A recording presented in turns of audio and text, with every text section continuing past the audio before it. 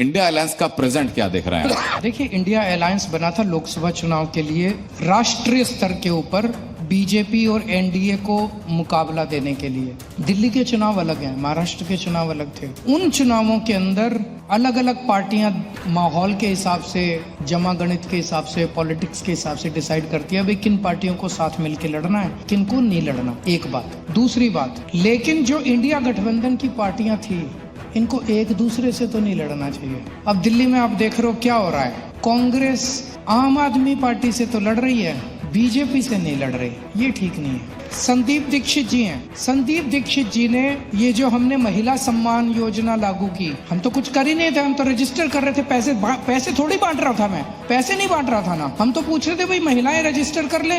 उन्होंने जाके एलजी साहब को शिकायत कर दी हमारे खिलाफ एफआईआर लिखवाने के लिए, भाई केजरीवाल के खिलाफ एफआईआर करो, केजरीवाल को गिरफ्तार करो। बाकी दूसरी पार्टी के नेता पैसे बांट रहे हैं खुलेआम, लाइन लगी पड़ी है उनके घर के सामने पे।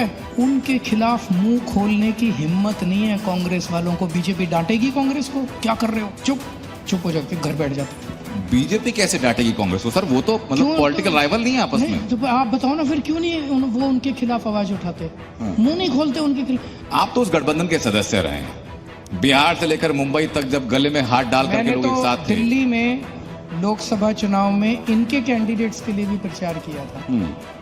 तो ये हृदय हरियाणा चुनाव में हम चुनाव तो लड़े थे, कभी मैं कांग्रेस के खिलाफ नहीं बोला।